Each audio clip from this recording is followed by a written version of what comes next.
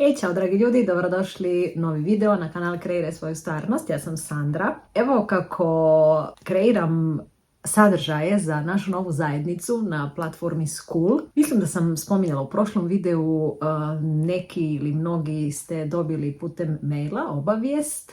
Ako još ne znate, pokrenula sam zajednicu sa glavnom idejom da se ljudi koji imate slično mišljenje, pogled, vrijednosti, da imate jedno sigurno mjesto gdje se možete družiti sa mnom i naravno međusobno povezivati. Tu imamo redovne live grupne coachinge, prelazimo Nevilleove lekcije u detalje, već je spremna jedna velika radna sveska, specijalne meditacije, vizualizacije i tako dalje.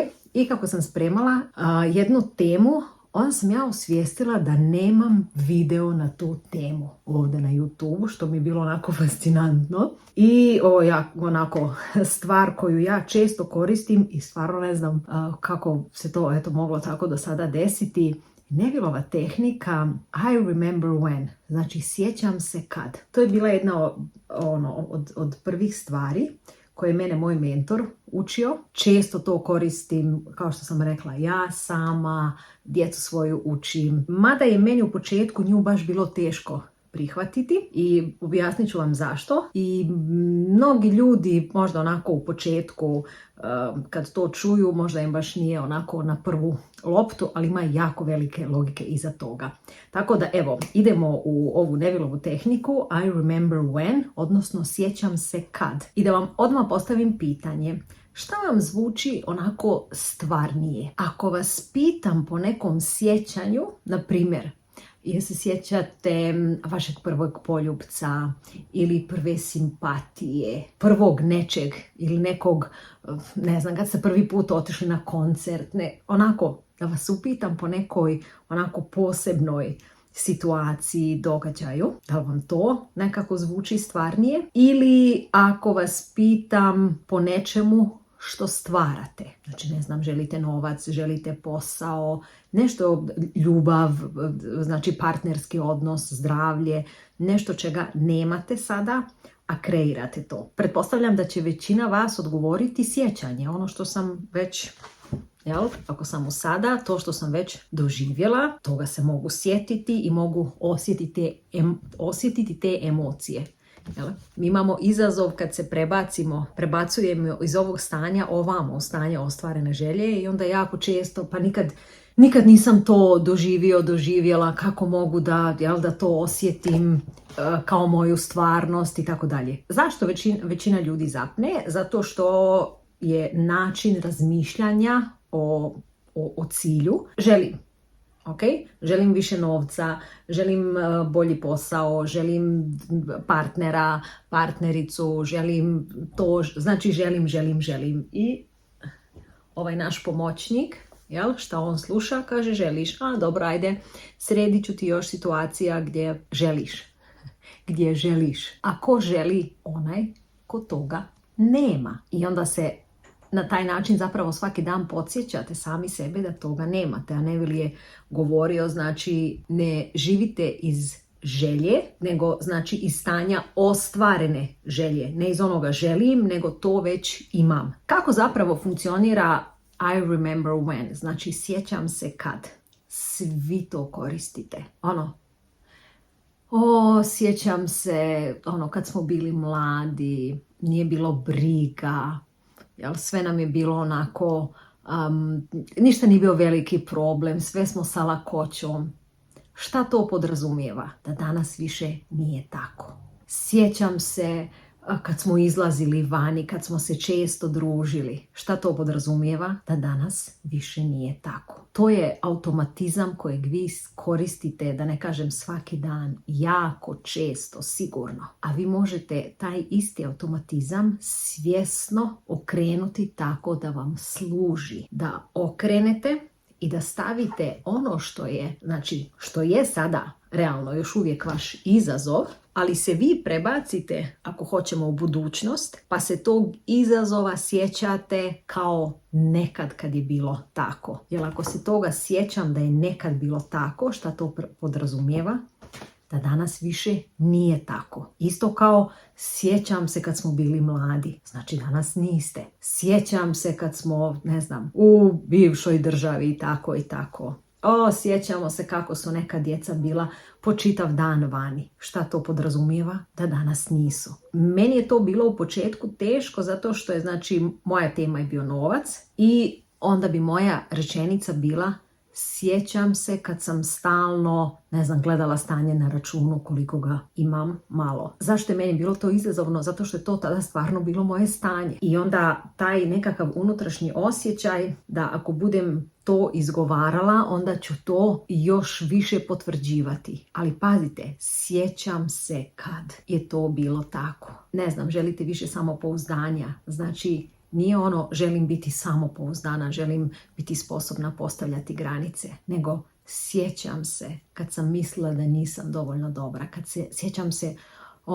sjećam se kako je bilo u onom periodu kad se nisam znala postaviti za sebe. Sjećam se kad nisam imala hrabrosti pitati za, ne znam, za višu plaću, za raspored na radnom mjestu. Želite ljubav, jel? Svi ju imaju oko vas, samo je vi nemate. Znači nije želim partnera, želim ljubav, nego sjećam se kad sam mislila da to za mene nije moguće. Sjećam se kad sam mislila da meni ne pripada, da nisam dovoljno dobra za ljubav, da je ne zaslužujem. Jer ako se ja toga sjećam da je to nekad bilo, onda to podrazumijeva da danas to više nije tako. Jer osjećate razliku? U prvom slučaju problem je sadašnjost. Znači, evo, želim ljubav, želim novac, znači sadašnjost je problem. U ovom drugom, sjećam se kad je to bio problem je u prošlosti, nema ga više. Znači, nakon nekog vremena onda sam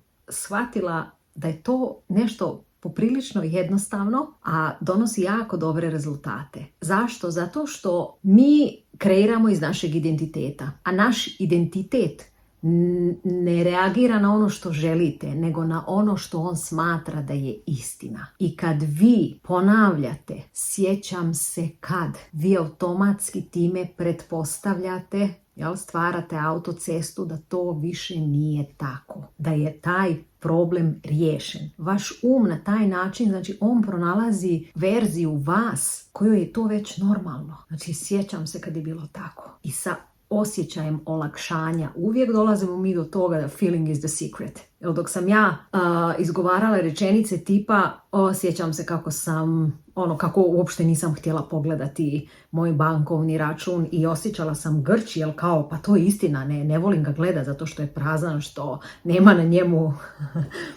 ništa ili što je u minusu i tako dalje. A kad sam to prihvatila da na taj način ja pretpostavljam, law of assumption, zakon pretpostavke, ja na taj način pretpostavljam da to više nije istina. Sjećam se dok smo živjeli u malom stanu. Šta to znači? Ne živim više u malom stanu. Sjećam se dok su djeca išla u drugu školu. Šta to znači?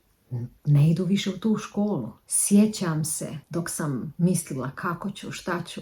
Šta to znači? Da danas više nije tako. Sjećam se kad se nisam mogla pogledati u ogledalo koliko sam sebe smatrala ružnom. Šta to znači? Da danas to više nije tako. Sjećam se kad sam se svakodnevno borila sa načinom prehrane, šta ću jesti, što neću jesti. Šta to znači? Da danas to više nije tako. Sjećam se kad sam se sa partnerom konstantno svađala ili svađao. Šta to znači? Da to više nije tako. Sjećam se kad su na poslu svi gazili po meni. Šta to pretpostavlja? Da danas to više nije tako, ili inače ne bi koristili rečenicu sjećam se kad. I remember when. Na koji način možete to početi prakticirati?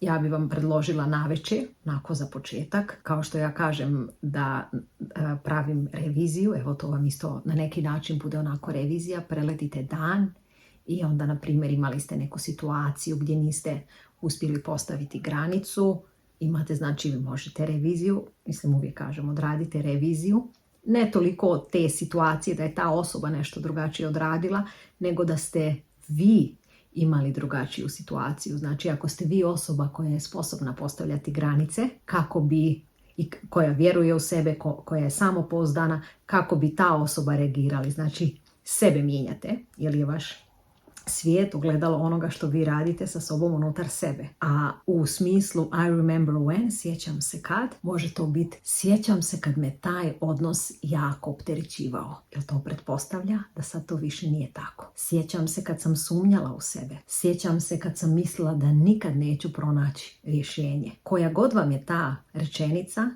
dođete do toga da osjetite stvarno to olakšanje, kao da se sjećate kako je to nekad tako bilo. Jer u stvarnosti kad pričate, vi osjećate istu tu emociju. Jer vam je to ključno, znači ne riječi same po sebi, nego identitet osoba koja izgovara te riječi. Možda najveća promjena vam dolazi kad shvatite da nije stvar u tome, ljudi se često, pa ne znam više kako da to, šta da radim više da dobijem to, da dođem do toga, nego da se počnete sjećati kako je bilo kad ste mislili da ne postoji rješenje za tu neku stvar. Sjećam se kad sam mislila da je to problem. Sjećam se kako noćima nisam spavala, toliko me to okupiralo. Jer onda ne kreirate više iz nedostatka, već je to normalan dio vašeg života. Znači, sjećam se kad mi je to bio problem. Danas to više nije tako. Eto, onako na kratko, jer mi je bila inspiracija, pošto sam, eto, kao što sam rekla, spremala za School zajednicu, ako želite i vi dublje u tu temu i u mnoge druge i družiti se sa ljudima koji su na istom putu kao vi, da vidite da vas ima jako puno sličnih u sličnim situacijama, da niste sami. Jako puno ljudi misli to se samo meni dešava, niko nema ovaj problem, nešto sa mnom nije u redu, kad će meni da krene, a na kraju velika većina je nekako u istom unutrašnjem stanju, a najveći izazov ispada zato što nemate okruženja koje bi vas podržavalo. Zato zajednica Kreiraj svoju stvarnost, gdje je razumijevanje i podrška međusobna, gdje se upoznajete međusobno online, a i uživo, tako da dobrodošli, jer se stvarna promjena počne dešavati kad ju počnete redovno živjeti. Ne samo u vizualizaciji, u meditaciji, nego onako kroz dan. Imat ćete link i više informacija, stavit ću u opis i dobrodošli, a vidimo se u nekom drugom videu. Ćao!